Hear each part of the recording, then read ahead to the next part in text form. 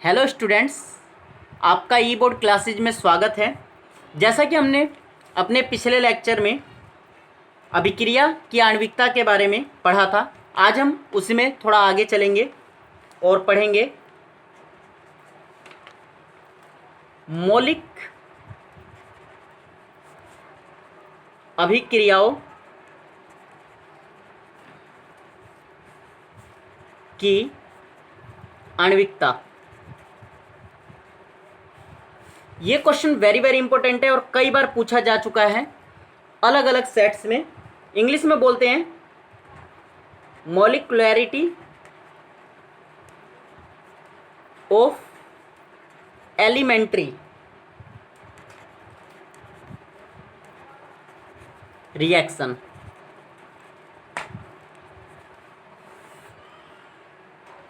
तो ये elementary reaction होती क्या है, यानी कि मौलिक अभिक्रियाएं क्या होती हैं। तो अगर हम सिंपल शब्दों में समझें तो वे अभिक्रियाएं जो केवल एक पद यानी कि वन स्टेप में पूर्ण हो जाती हैं, उसे हम मौलिक अभिक्रिया की आणविकता कहते हैं। केवल वन स्टेप में ख़त्म हो जाए। वन स्टेप का मतलब ये है कि ए है, ए से हमें बी प्राप्त हो जाए और बी से हमें सी प्राप्त हो जाए, सी से हमें डी प्राप्त हो जाए। बस इसी को हम कहते हैं मौलिक अभिक्रियाओं की आणविकता। हमें इसमें बार बार आगे ना जाना पड़े, मतलब कॉम्प्लेक्स ना करना पड़े। ए से बी प्राप्त हो, बी से सी प्राप्त हो, सी से डी प्राप्त हो, एक ही बार में एक ही स्टेप में ये सभी रिएक्शंस प्राप्त हो जाए। तो पहले थ्योरी लिख लेते हैं क्या होती है। तो इसकी थ्योरी होगी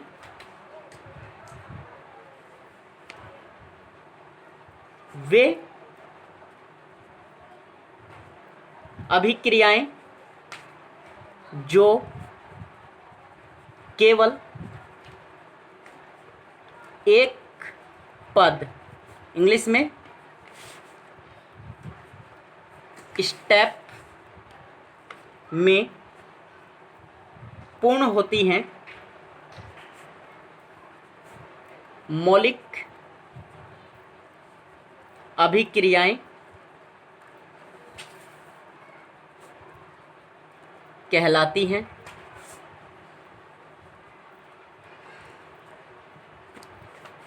क्लियर हो गया आप लोगों को कॉन्सेप्ट। अब इसकी एक खास बात होती है कि जो मौलिक अभिक्रियाएं होती हैं, मौलिक अभिक्रिया में भाग लेने वाले अणुओं की संख्या उसकी आणविकता के बराबर होती है। मौलिक अभिक्रिया में भाग लेने वाले अणुओं या परमाणुओं, आयनों की संख्या उसकी आणविकता के बराबर होती है। कैसे, समझ लीजिए एग्जाम्पल। वैसे मैंने कल क्लियर कर दिया था कई कॉन्सेप्ट, उसी में से हम उठा रहे हैं। जैसे H2O2, ये एक ही पद में पूरी हो जाती है और हमें प्राप्त होता है H2O + 1/2 O2। ये मैंने आपको क्लियर कर दिया था। अब अगर हम देखें तो आणविकता कितनी है, आणविकता इसकी एक है। अब दूसरी भाषा में देखें तो ये अभिक्रिया एक पद में पूर्ण हो रही है, इसलिए ये कैसी अभिक्रिया है, ये जो है हमारी मौलिक अभिक्रिया है। आगे अगर हम समझें तो H2O2 की टोटल यहाँ पे संख्या कितनी दी हुई है, तो टोटल संख्या भी तो आगे 1 है, तो इसलिए 1 और अभिक्रिया की आणविकता भी कितनी, 1। क्लियर। जैसे अगला कॉन्सेप्ट हम क्लियर करें, ये भी मैंने कल पढ़ा दिया था, 2HI, और ये आगे जाएगा, क्या प्राप्त हो जाएगा हमें, H2 + I2। अब फिर से पहले ये देखिए कि HI की संख्या टोटल कितनी दी हुई है, संख्या टोटल संख्या है 2 और आणविकता कितनी है, आणविकता भी कितनी हो गई हमारी, 2। तो इसलिए ये दोनों आपस में क्या हैं, इक्वल है। सबसे बेस्ट तरीके से इसे समझिए, 2NO + O2, ये भी कल पढ़ा चुका था, 2NO2। क्लियर।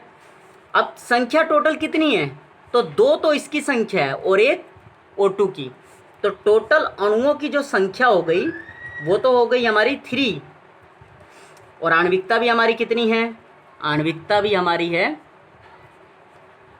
3। आई होप आपको ये कॉन्सेप्ट क्लियर हो गया होगा। ये पेपर के लिए वेरी इंपॉर्टेंट है और हिंदी मीडियम के स्टूडेंट्स को मौलिक अभिक्रियाओं की आणविकता यानी कि एलिमेंट्री रिएक्शंस के बारे में 90% टीचर नहीं पढ़ाते हैं। बट आप ध्यान रखिए कि अगर ये पेपर में आया तो आपको छोड़ना नहीं है बल्कि इसे करना है। एक इसी में अगली होती है जटिल अभिक्रियाओं की आणविकता। जटिल अभिक्रियाओं की आणविकता, तो ये आप लिख लेंगे मॉलिक्यूलैरिटी ऑफ कॉम्प्लेक्स रिएक्शन। देखिए वर्ड क्लियर हुआ आपको, कॉम्प्लेक्स वर्ड आ रहा है, जटिल वर्ड आ रहा है। तो कॉम्प्लेक्स का मतलब कि वे अभिक्रियाएं जो दो या अधिक पदों में, दो या दो से अधिक पदों में संपन्न होती हैं, उसे हम जटिल अभिक्रियाएं कहते हैं। आप डेफिनेशन इसकी लिख लेंगे, मैं नहीं लिखवा रहा हूँ, सिर्फ क्या करेंगे इस वाली डेफिनेशन में चेंज कर लेंगे कि वे अभिक्रियाएं जो दो या दो से अधिक, तो यहीं पे लिख लेंगे दो या दो से अधिक पदों में पूर्ण होती है, उसे हम क्या कहते हैं, जटिल अभिक्रिया की आणविकता कहते हैं। तो इसका हमें एग्जाम्पल ही क्लियर करना होगा कि यह रियल में होती क्या है। तो जो जटिल अभिक्रियाओं की आणविकता होती है वो, उसका एक पहला एग्जाम्पल हम लिखते हैं, जैसे कि है 2NO + 2H2, हमें प्राप्त होता है N2 + 2H2O। तो ऐसा नहीं है कि हमें एक ही स्टेप में हमें नाइट्रोजन भी प्राप्त हो गया और एक ही स्टेप में हमें वाटर भी प्राप्त हो गया है। इसमें सर्वप्रथम क्या होता है, ये जो पहला अणु है ये एक क्रिया करेगा H2 के साथ, और H2 के साथ क्रिया करके यानी कि दूसरे अणु के साथ क्रिया करके एक माध्यमिक यौगिक बनाएगा, माध्यमिक यौगिक बनाएगा। और ये माध्यमिक यौगिक कैसा होगा, अस्थायी होगा, यानी कि यौगिक बनेगा माध्यमिक लेकिन वो कुछ ही क्षण के लिए, कुछ ही टाइम के लिए बनेगा। तो ये समझिए यहाँ से यहाँ बनने में कि 1 स्टेप हो गया, और इस माध्यमिक यौगिक से हो सकता है हमें फाइनल प्रोडक्ट प्राप्त हो जाए। इसी को हम क्या कहते हैं, माध्यमिक यौगिक का सिद्धांत कहते हैं, जिसमें कोई अभिक्रिया जो है दो या दो से अधिक पदों में संपन्न होती है, उसे हम क्या कहते हैं, जटिल अभिक्रियाओं की आणविकता कहते हैं। इसके लिए एक ही रिएक्शंस काफ़ी है। अगर कहेंगे कमेंट बॉक्स में तो मैं आपको और भी एग्जाम्पल लिखवा दूंगा। ठीक है, हम अपना इसमें अगले भाग में हम अभिक्रिया की आणविकता और कोटि में अंतर को पढ़ेंगे। अगर आपको ये वीडियो पसंद आए तो लाइक, शेयर एंड सब्सक्राइब कीजिए। धन्यवाद।